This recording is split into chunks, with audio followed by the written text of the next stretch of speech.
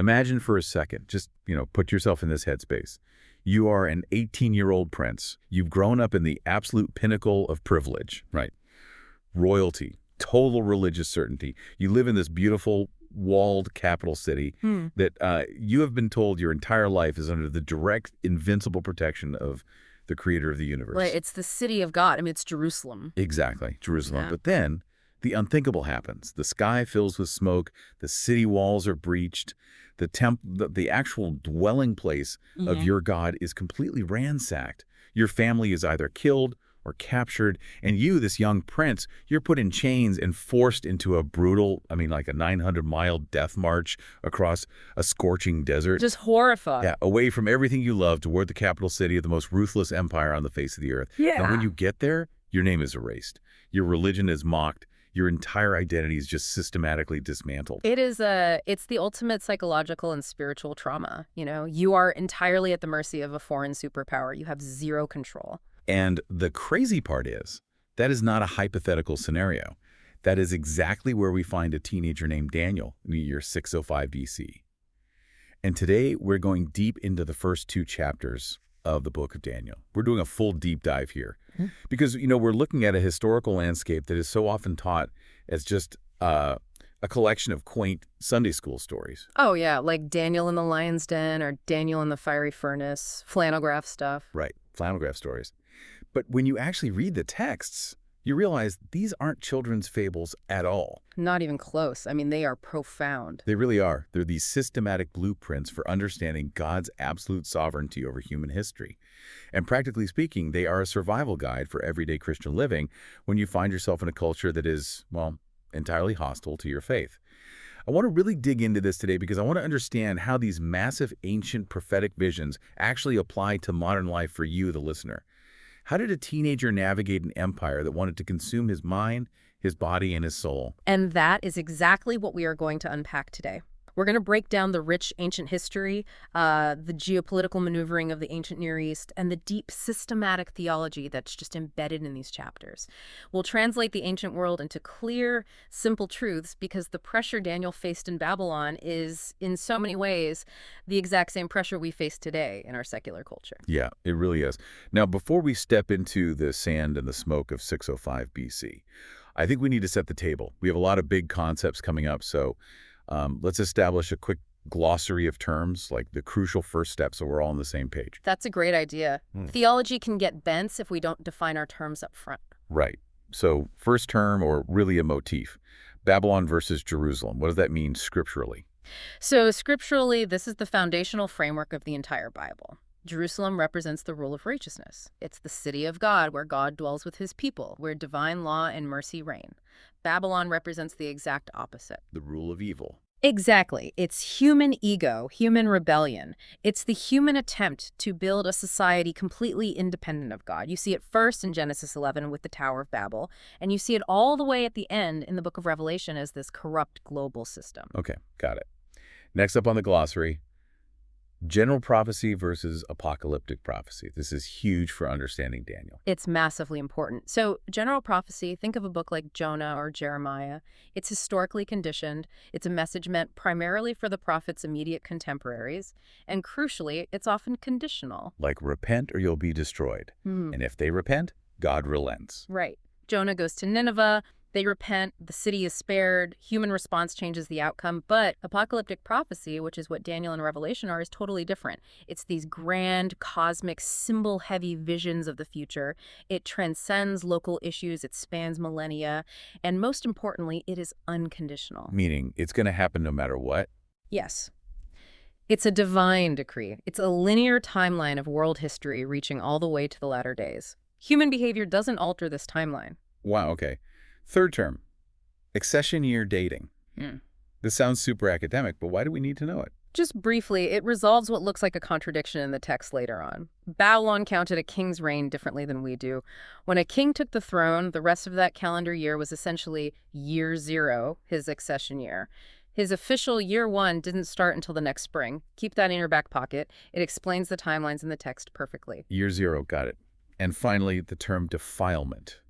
What does that mean in Daniel's context? In this context, defilement means partaking in things specifically like diet or rituals that violate God's instructions or are dedicated to idol worship. It's a spiritual contamination through physical compromise. Okay, perfect. I feel equipped. Now, we have two anchor scriptures that frame everything we are going to explore today. They capture this amazing tension between our personal daily choices and the grand sweep of cosmic history. I'm going to read the first one. It's Proverbs 3.5 to 6. It says, "Trust in the Lord with all your heart, and lean not on your own understanding. In all your ways acknowledge him, and he shall direct your paths." See, that is the micro level. That is Daniel standing in a pagan cafeteria making a deeply personal choice to trust God rather than, his own immediate survival instincts. Right.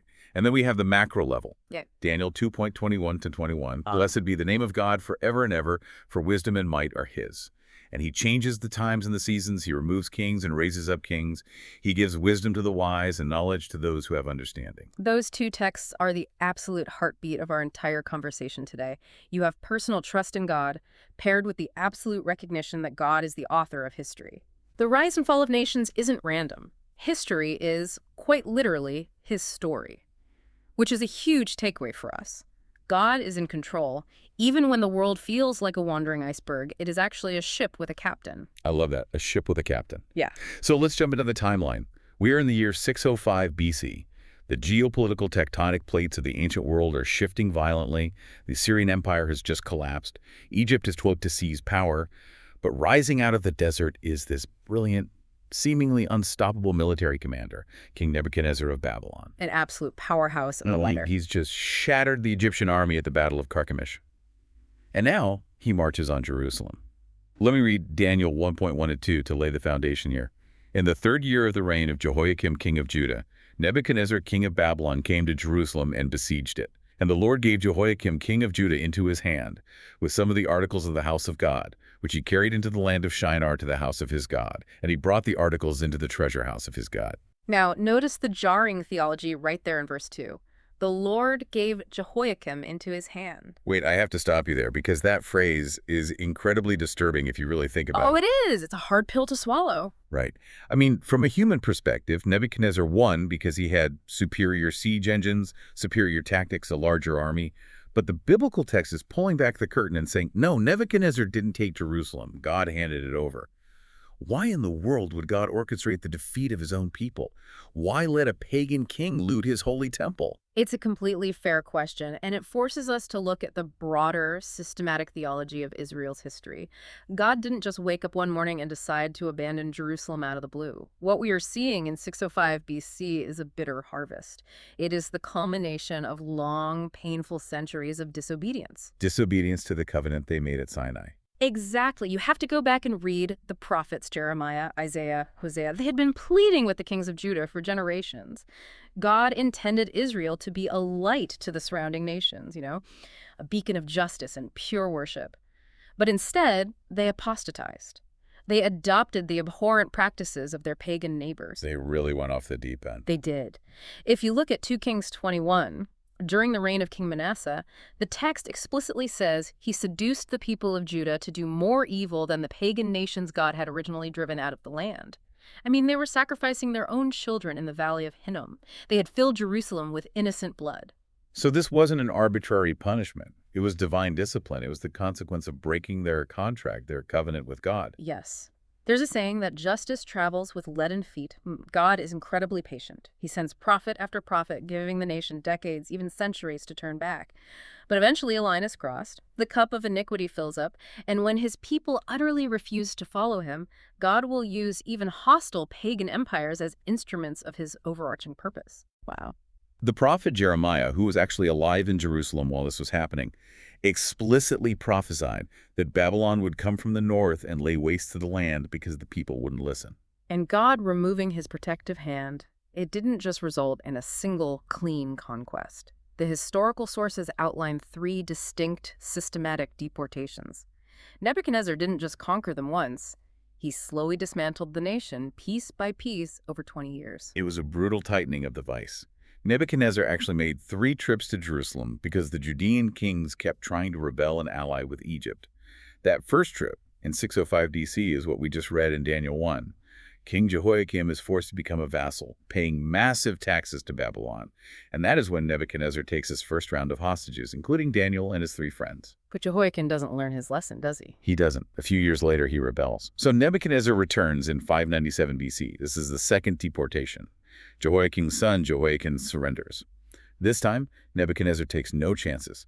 He empties the city of its talent. He takes 10,000 captives.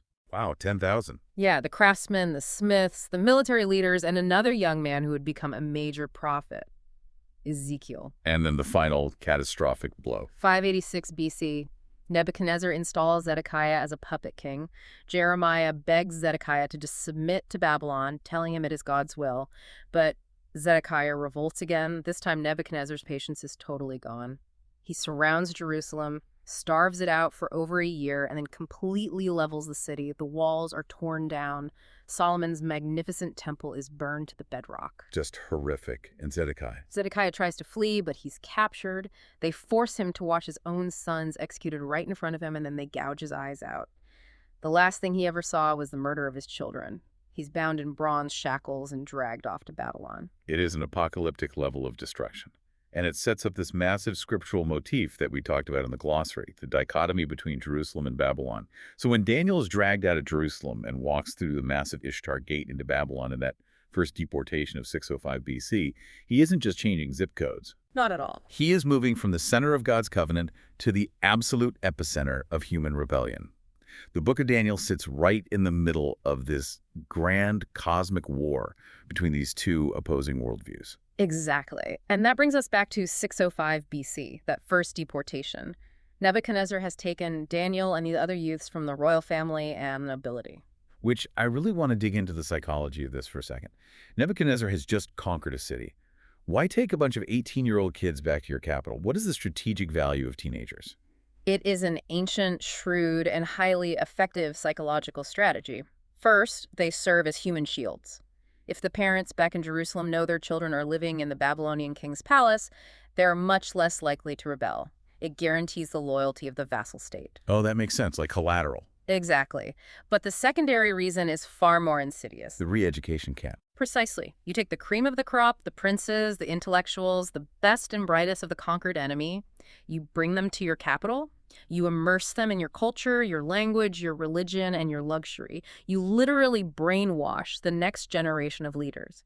The Romans did the exact same thing centuries later. The goal is that within 3 years, these Hebrew princes won't even remember Jerusalem. They just assimilate. Right. They will become loyal Babylonian bureaucrats who can then be sent back to govern their own people on behalf of Nebuchadnezzar. And that leads us right into the battle for the mind. Daniel chapter 1 describes what is essentially the Babylonian University. The curriculum forced upon Daniel and his 3 friends Hananiah, Mishael, and Azariah was absolutely grueling.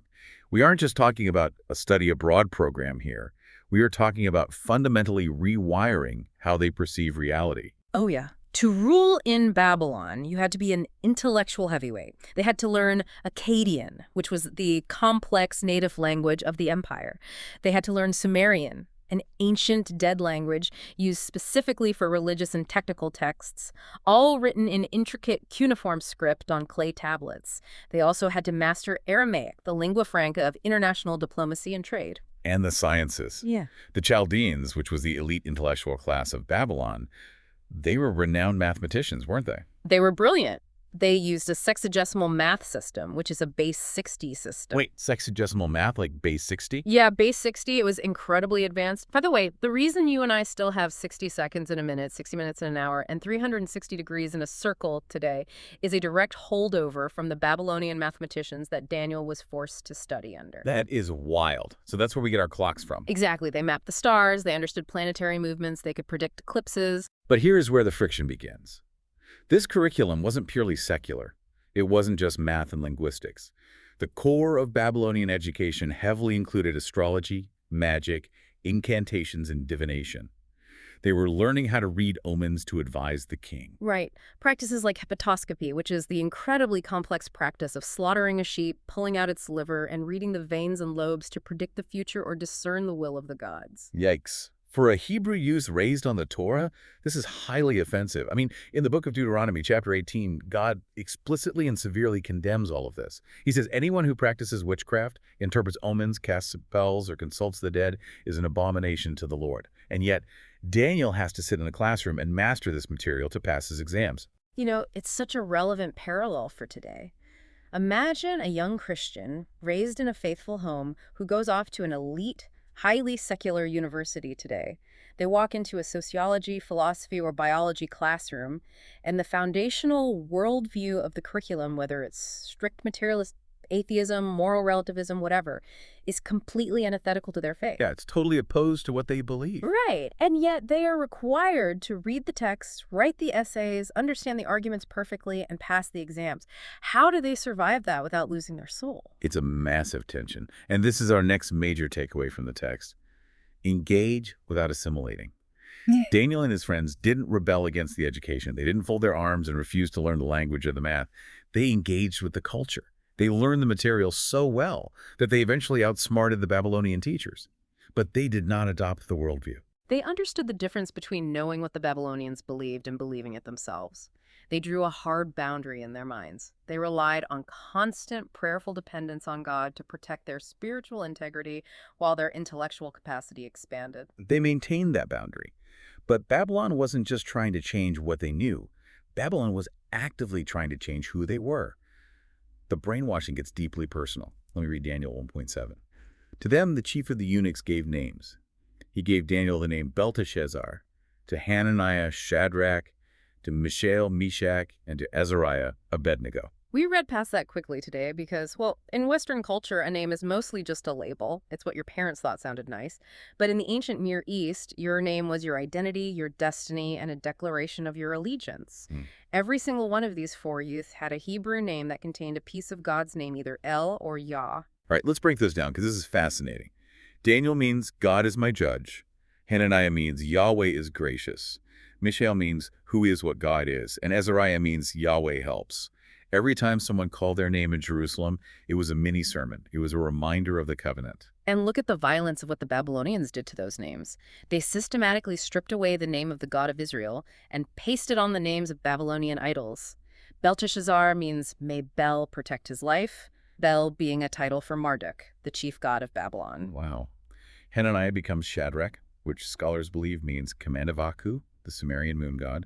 Mishael becomes Meshach, meaning who is what Aku is. It's a direct mocking inversion of his Hebrew name. Exactly. And Azariah becomes Abednego, which means servant of Nebo, the Babylonian god of wisdom and writing. It is identity theft on a spiritual level. Every time they were addressed by their teachers, their peers, or the king, they were being verbally dedicated to pagan gods. The psychological pressure to just give in, to just accept that Yahweh was defeated and Marduk was the new reality must have been overwhelming. Which brings up another huge takeaway for you listening. Culture wants to rename you, but your true identity is rooted in God. We see this constantly today. Modern culture is obsessed with relabeling us. It tries to define us by our job titles, our political affiliations, our past mistakes, our bank accounts, or, societal trends.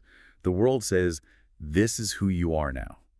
But Daniel teaches us that while you cannot always control what the empire calls you, you have absolute control over who you answer to in your heart. You might have to answer to a Babylonian name in your corporate office, but you never have to surrender your Jerusalem identity internally. Daniel was called Belteshazzar for 70 years, but whenever he prayed, whenever he wrote his book, he was Daniel. God is my judge. He knew who he belonged to. That's so powerful. But as much as they tried to protect their minds, the crisis eventually hit the physical realm. They submitted to the rigorous education. They endured the pagan names. But they finally drew a line in the sand over the cafeteria menu. The food test. The food test. Let me read Daniel 1.12, third scene. Daniel approaches the steward who has been placed in charge of them and proposes a test.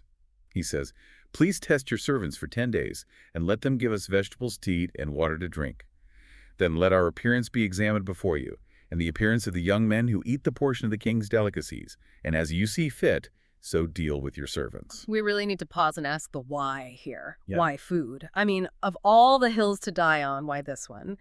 They were young, traumatized, thousands of miles from home. They were under immense peer pressure. I am certain there were other Jewish captives at that university who were happily eating the king's steak and drinking the king's wine, probably mocking Daniel for being so incredibly narrow-minded. Why risk their lives over a meal? Because it was a risk. Refusing the king's royal provision could easily be interpreted as an insult to the crown, which was a treasonous offense. It wasn't just that they preferred a plant-based diet, right? There was a deep theological crisis on that plate.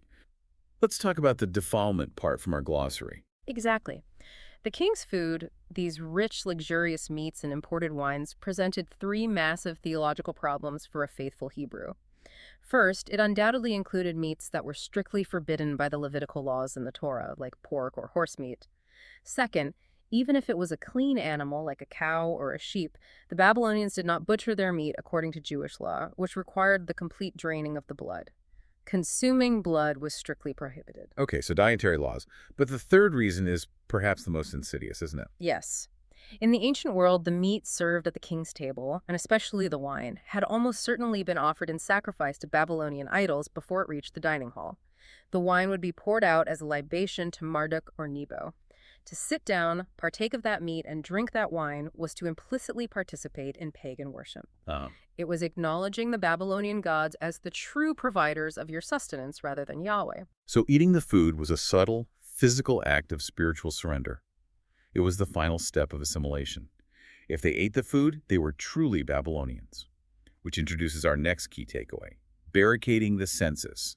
This is such a profound concept. If we trace the biblical narrative back to Genesis 3, the very first test given to humanity in the Garden of Eden was a test of appetite, the forbidden fruit. Satan frequently attacks humanity through the physical senses. Our sources actually quote a really fascinating thought on this. They state, if the Spirit of God communicates with sinners through the nerves of the mind, what more important duty could there be than that of preserving that organ in the best possible condition? It's the acknowledgement that our physical bodies and our spiritual lives are deeply intertwined. You simply cannot separate them. A clear mind requires a healthy body. Daniel understood that yielding to physical indulgence, stuffing himself with rich, heavy meats and intoxicating wine, would cloud his mental faculties and dull his spiritual perception. And in the middle of Babylon, surrounded by deception and dark magic, his spiritual perception needed to be razor sharp. He needed to hear the voice of God clearly. I love how modern science completely validates what Daniel did thousands of years ago. The sources bring up modern dietary studies regarding this exact request for vegetables and water. When you look at longitudinal studies like the Adventist Health Studies, which observe populations eating a lacto-ovo-vegetarian or purely plant-based diet, the results are staggering. These groups have significantly lower rates of heart disease, lower cholesterol, massively reduced rates of obesity and type 2 diabetes, and a noticeably longer life expectancy compared to the standard modern diet. Daniel's request wasn't just ceremonial, it was biologically optimal. The physical lifestyle directly impacts not just longevity, but cognitive function. So the steward agrees to the 10-day test. And what happens? God honors their principled stand. At the end of the 10 days, Daniel, Shadrach, Meshach, and Abednego look visibly healthier, more robust, and better nourished than all the youths who had been gorging themselves on the king's delicacies. And it doesn't stop there. When the 3 rigorous years of their Babylonian university education are finally complete, Nebuchadnezzar personally interviews them for their final oral exams. And the text says the king found them to be 10 times better than all the magicians and astrologers in his entire realm. 10 times better. The king is blown away by their wisdom and understanding, which highlights another takeaway. Tests are opportunities, and God blesses those who stand against culture. They made a massive sacrifice. They took a terrifying risk to be considered overly scrupulous or narrow-minded by their peers. But because they purposed in their hearts not to defile themselves, God elevated them to the highest echelons of the empire. Their faithfulness and the seemingly small thing, what went onto their dinner plate, prepared them for the massive life-or-death crises that were about to come. If they'd compromised on the food, they never would have had the spiritual fortitude to face what happens next in chapter 2. Which perfectly transitions us into the terrifying events of 603 BC. We move into Daniel chapter 2. Daniel and his friends have just graduated. They are the new guys in the royal administration. But suddenly, an unprecedented crisis strikes the palace. King Nebuchadnezzar has a nightmare. And this isn't just a bad dream. The text says his spirit was so troubled that his sleep left him. He wakes up in a cold sweat, absolutely terrified by what he saw. But here's the catch. He either legitimately forgets the details of the dream, or being the shrewd, paranoid tyrant that he is, he decides to use this as the ultimate test to expose the frauds in his court. We really need to understand the psychology of an ancient, absolute monarch here. Nebuchadnezzar was surrounded by yes-men, magicians, astrologers, sorcerers, and Chaldeans who were paid handsomely to tell the king what he wanted to hear. They claim they had a direct hotline to the gods. So Nebuchadnezzar summons the brightest minds of his empire into the throne room and issues a terrifying demand. Right. He says, I had a dream, and my spirit is anxious to know the dream. And the Chaldeans give the standard textbook response, O king, live forever, tell your servants the dream, and we will give the interpretation. They are stalling. They're trying to manage the situation. If he tells them the dream, they can flip through their omen manuals, invent some plausible psychological explanation, and, collect their paychecks. The king cuts them off. He says, my decision is firm. If you do not make known the dream and its interpretation, you shall be cut in pieces, and your houses shall be made an ash heap. That is barbaric. Tell me what I dreamed, or I will literally chop you into pieces and turn your family homes into a garbage dump. It is the raw, unhinged power of Babylon. The king is effectively calling their bluff. If you really speak for the gods, then your god should be able to tell you what I saw in my bedroom last night. And the intellectuals panic. They try to bargain, but the king flies into a rage. The Chaldeans finally have to admit defeat. It's a stunning admission of impotence. They tell the king, there is not a man on earth who can tell the king's matter.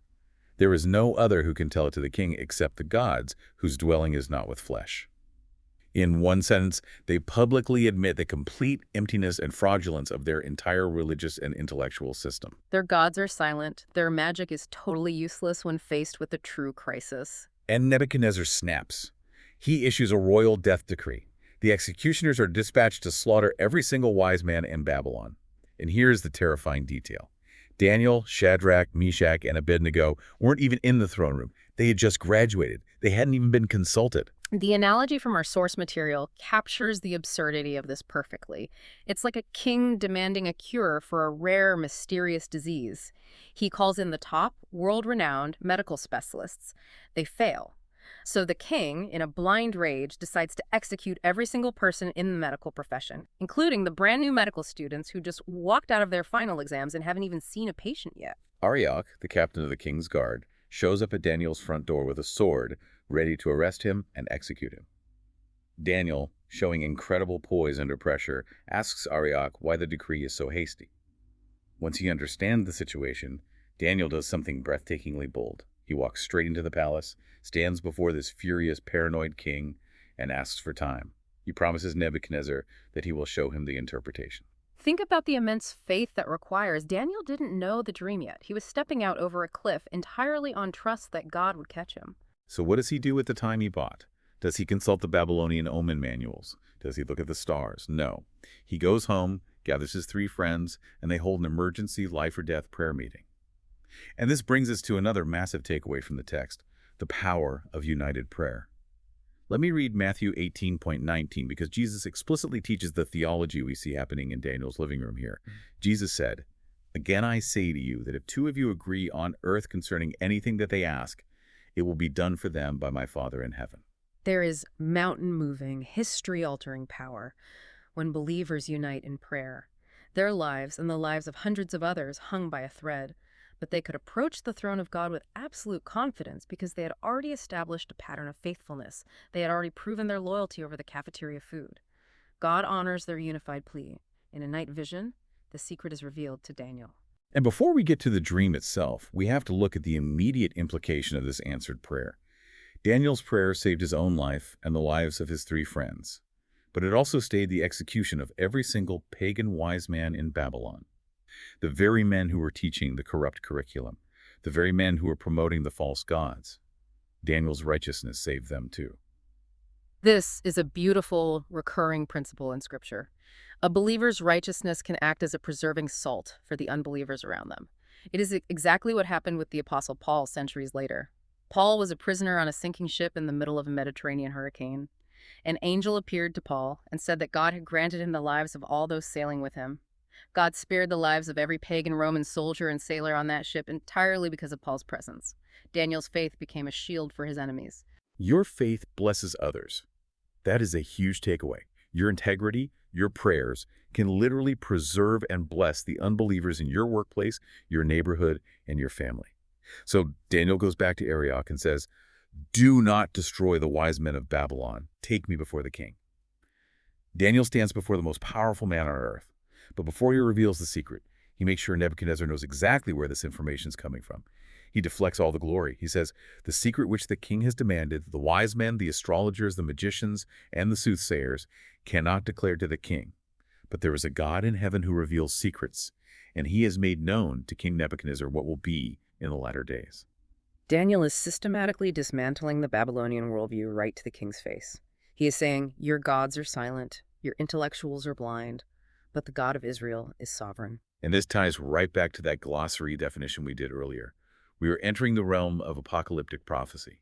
This is an unconditional, linear map of world history, leading inevitably to the final establishment of God's eternal kingdom. Exactly. Though, a quick historical side note here that often confuses people. We mentioned earlier that Daniel was taken hostage in 605 BC, and he studied in the Babylonian University for 3 years. But Daniel 2.1 says this dream occurred in the 2nd year of Nebuchadnezzar's reign. How does that math work? If he studied for 3 years, how is it only year 2? Right, that sounds like a massive contradiction in the biblical text. For a long time, secular historians pointed to that as proof that the book of Daniel was historically inaccurate. But archaeological discoveries of Babylonian records completely vindicated the text. Remember the accession year dating from our glossary? Oh, right, year 0. Exactly. When a king took the throne, the remainder of that calendar year was his accession year, year 0. His official year 1 didn't start until the New Year festival the following spring. So Daniel's first year of study was Nebuchadnezzar's accession year. His second year of study was Nebuchadnezzar's first official year. And his graduation, in the 3rd year of study, occurred during Nebuchadnezzar's second official year. The timeline is incredibly historically precise. That is fascinating. The Bible is rooted in real, verifiable history. Okay, so Daniel stands before the king and he begins to unveil the future. He describes the terrifying dream. Nebuchadnezzar saw a massive, towering metallic image of a man. Let's systematically walk through the interpretation of this statue because it is the framework for all subsequent Bible prophecy. The first overarching principle to notice about this image is the progression of the materials. As you move from the head down to the toes, the metals decrease in monetary value from gold to silver to bronze to iron and finally to clay. But inversely, they increase in hardness and crushing power. It is a brilliant illustration of entropy. Human history is not a story of utopia getting better and better. Earthly systems deteriorate in moral value while becoming more brutally destructive. Let's start at the very top, the head of gold. Daniel looks right at the king and says, "You are this head of gold." This represents the Neo-Babylonian Empire, which ruled from 626 to 539 BC. And the choice of gold is perfectly historically accurate. Babylon was the pinnacle of ancient wealth and autocratic power. The Greek historian Herodotus visited Babylon and was staggered by what he saw. He wrote about the massive Ishtar Gate, the Hanging Gardens, and the Temple of Marduk. Inside that temple, he described seeing a solid gold statue of the god sitting at a golden table, resting on a golden footstool alongside a golden altar. That's absurd. It is. He estimated the gold in that one temple alone weighed 800 talents. That's roughly 50,000 pounds of solid gold. Babylon was literally bathed in it. But despite its glory, Daniel delivers a crushing blow to the king's ego. He says, "After you shall arise another kingdom inferior to yours." Which brings us to the chest and arms of silver. This represents the Medo-Persian Empire, which conquered Babylon in 539 BC and ruled until 331 BC. History records exactly how this happened. King Cyrus the Great of Persia laid siege to Babylon. The city's walls were considered impenetrable, and the Euphrates River ran right under the walls, providing a limitless water supply. But Cyrus was a strategic genius. He had his army dig massive trenches upstream, diverted the flow of the Euphrates, and his soldiers marched right under the city walls on the dry riverbed in the dead of night, conquering the Golden City without a drawn-out battle. And why silver for Medo-Persia? It was inferior to Babylon in its cultural luxury and in the absolute centralized authority of its kings. But it was much larger in territorial scope, and silver was the backbone of their empire. The Persians instituted a massive, highly organized, global taxation system. Tribute from all of their conquered satrapies except for India, which paid in gold dust, had to be paid strictly in silver talents. The dual arms also perfectly represent the dual nature of the alliance between the Medes and the Persians. But the silver eventually gives way too. Daniel says a third kingdom of bronze shall rule over all the earth. We move down to the belly and thighs of bronze. This represents the Empire of Greece, ruling from 331 to 168 BC, led by one of the most famous military commanders in human history, Alexander the Great. Alexander conquered the known world with terrifying lightning speed. At the Battle of Gaugamela, his forces utterly shattered the massive Persian army. And again, the prophetic medal fits the history perfectly. The Greeks were the men of bronze. Right. The sources mention a fascinating historical anecdote about this. An ancient oracle had once warned an Egyptian pharaoh to beware of men of bronze coming from the sea. This was a direct prophecy about Greek invaders. Greek soldiers, the hoplites, were famous across the ancient world for their brazen armor, their helmets, their heavy breastplates, their massive circular shields, their battle axes. They were all forged from bronze. It was their signature visual identifier on the battlefield. Which brings us to the fourth kingdom, the legs of iron. Daniel tells the king, "And the fourth kingdom shall be as strong as iron, inasmuch as iron breaks in pieces and shatters everything. And like iron that crushes, that kingdom will break in pieces and crush all the others." This is the Roman Empire, ruling from 168 BC to AD 476. Rome was the strongest, the most brutal, and the longest lasting of all the empires represented in the statue. Just as a heavy iron hammer can smash gold, dent silver, and shatter bronze, the Roman legions systematically marched across the globe and crushed all the remnants of the Hellenistic kingdoms. And militarily, iron was the secret to their terrifying success, wasn't it? Absolutely. The Roman short sword, the gladius, was iron. Their interlocking breastplates were iron. But their signature, devastating weapon was the pilum. It was a heavy javelin with a long, thin iron shank right behind the tip. When a Roman soldier threw the pilum, it would pierce an enemy's shield. But the genius of the design was that the iron shank would bend upon impact. The enemy couldn't pull it out, making their shield incredibly heavy and awkward. They were forced to drop their shields, leaving them completely defenseless against the advancing Roman infantry. Iron breaking and shattering everything in its path. Yes. Even the historian Edward Gibbon, writing his massive work, Decline and Fall of the Roman Empire, referred to it as the Iron Monarchy of Rome. They ruled with an iron fist, utilizing the horrifying iron nails of crucifixion to crush any rebellion. But then, the prophecy takes a massive, unprecedented shift. We have moved systematically through four cohesive global empires: Babylon, Medo-Persia, Greece, Rome. But when we reach the feet of iron and clay, representing the era from AD 476 to the present day, the pattern breaks. Daniel says, "Whereas you saw the feet and toes, partly of potter's clay and partly of iron, the kingdom shall be divided, yet the strength of the iron shall be in it. As the toes of the feet were partly of iron and partly of clay, so the kingdom shall be partly strong and partly fragile." This is a stunning prophetic pivot. When the mighty Roman Empire finally collapsed in AD 476, it was not conquered by a fifth massive world empire. Babylon fell to Persia, Persia fell to Greece, Greece fell to Rome, but Rome did not fall to a single superpower. It disintegrated from within, its borders overwhelmed and carved up by various Germanic tribes migrating from the north. Right, the Franks, the Alemannis, the Anglo-Saxons, the Lombards, the Visigoths. Yes. These tribes settled within the borders of the fallen empire and eventually evolved into the fragmented nations of modern Europe that we still see today. Some of these nations, like the Franks who became France or the Anglo-Saxons who became Great Britain, were strong like iron. Others were weak and fragile like clay.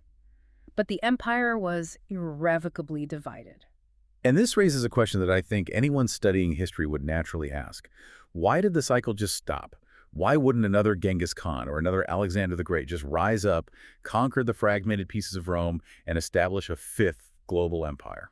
From a purely secular historical perspective, they absolutely should have. And many incredibly powerful men have tried. Charlemagne tried it in the 9th century. Napoleon Bonaparte tried to unify Europe by the sword in the 19th century. Adolf Hitler nearly destroyed the world trying to forge a united empire in the 20th century, but they all failed. Why? Because the theology of the prophecy explicitly decreed that they would fare. God said the empire would divide and never fully reunite. Daniel says in verse 43, "As you saw iron mixed with ceramic clay, they will mingle with the seed of men, but they will not adhere to one another, just as iron does not mix with clay." That phrase, "mingle with the seed of men," is a direct reference to the political strategies of the European monarchs, isn't it? It is a brilliantly precise prophecy about royal intermarriages. For centuries, since military conquest kept failing, the royal houses of Europe tried to unite the continent through the marriage bed. They arranged marriages between princes and princesses of rival nations, hoping to forge a single, united European dynasty bound by blood. The Habsburg dynasty in Austria literally had a Latin motto that translated to, "Let others wage war, you, happy Austria, marry." By the early 20th century, that strategy had reached its absolute peak. The sources highlight a mind-blowing historical fact regarding the outbreak of World War I. You look at the leaders of the three great empires slaughtering each other in the trenches: Kaiser Wilhelm II of Germany, King George V of Great Britain, and Tsar Nicholas II of Russia. These men weren't strangers. They were first cousins. It's crazy to think about. They were all direct grandchildren of Queen Victoria of England and King Christian the Axe of Denmark. They even sent telegrams to each other in the days leading up to the war, addressing each other as Willie and Nicky, desperately trying to avert the crisis. They were literally blood relatives, family members. And yet, millions of young men died in the mud of France because, despite mingling the seed of men, the iron and the clay would not adhere. The prophecy, written 2,500 years earlier by a Hebrew hostage, held true. The continent remained fractured. Which brings us to another monumental takeaway.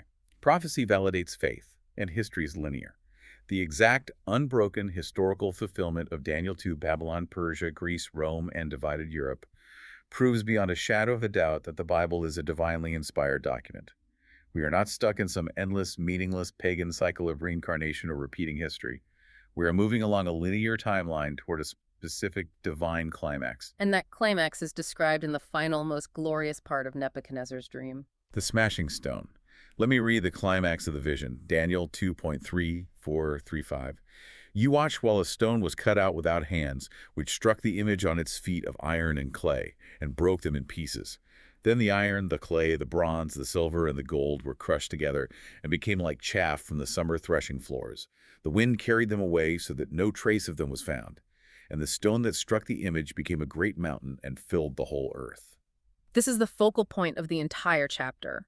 The stone cut out without human hands represents a kingdom of divine origin. It is God's kingdom. But we need to systematically clarify a very common theological debate here. Some interpreters claim this stone represents the first advent of Jesus, his birth in Bethlehem, his ministry, and the subsequent spread of the Christian church. But when you look at the text closely, that interpretation completely falls apart. Let's break that down, because understanding the timing of this stone is everything. Why must this stone represent the second coming of Jesus at the end of time, rather than his first coming? We can determine that through three systematic points. First, timing. Look exactly where the stone strikes the image. It doesn't strike the iron legs. It strikes the feet of iron and clay. Jesus' first advent.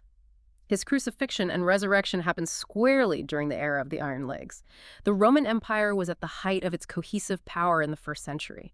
The empire didn't fracture into the feet of iron and clay until AD 476, centuries after Jesus ascended to heaven. So chronologically, the first advent does not fit the prophecy. That makes perfect sense. The timing is off. What's the second point? Second, impact. Notice the violence of the stone. When it strikes, it shatters the entire image instantly in a catastrophic, world-ending event. The earthly kingdoms are ground to powder and blown away like chaff. There is no trace of them left.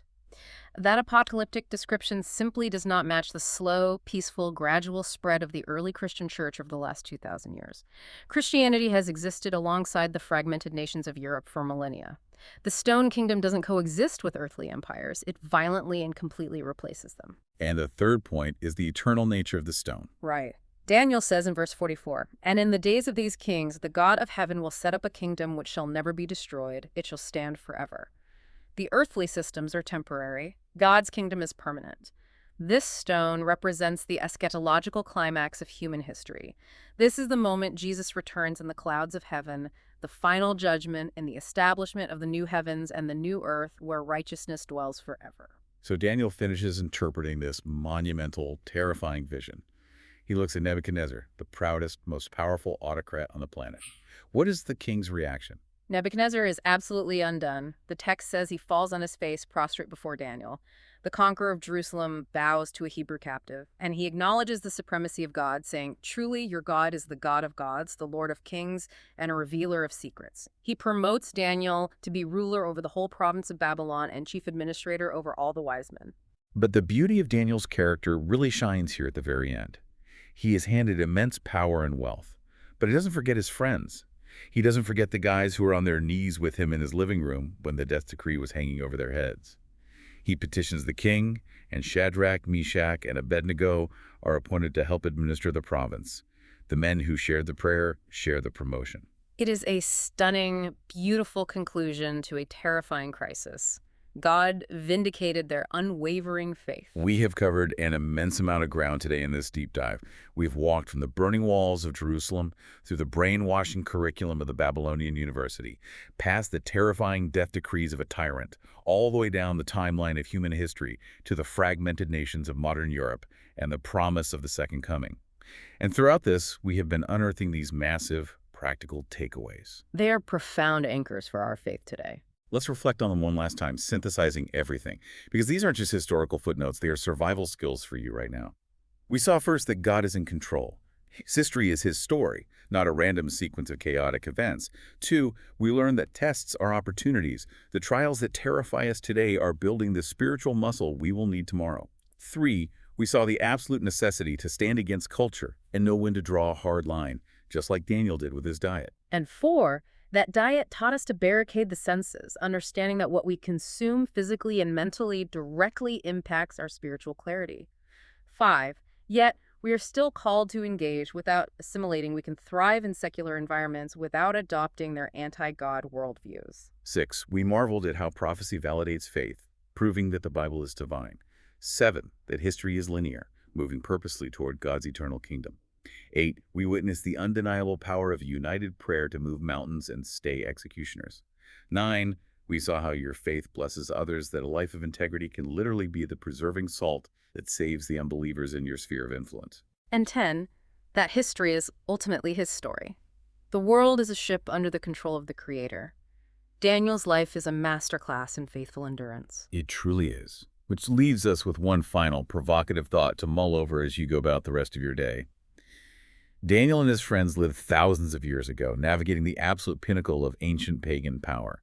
Yet their commitment to the seemingly small things, like what they allowed on their dinner plates or what names they answered to in their hearts, literally changed the course of global empires. The trajectory of human history was altered by a teenager who simply decided not to compromise. As you look around at the fragile iron and clay of our fractured, divided modern world, where the pressure to assimilate is louder and more persistent than ever, what is one small thing in your daily routine where God is asking you to draw a line in the sand and stand firm?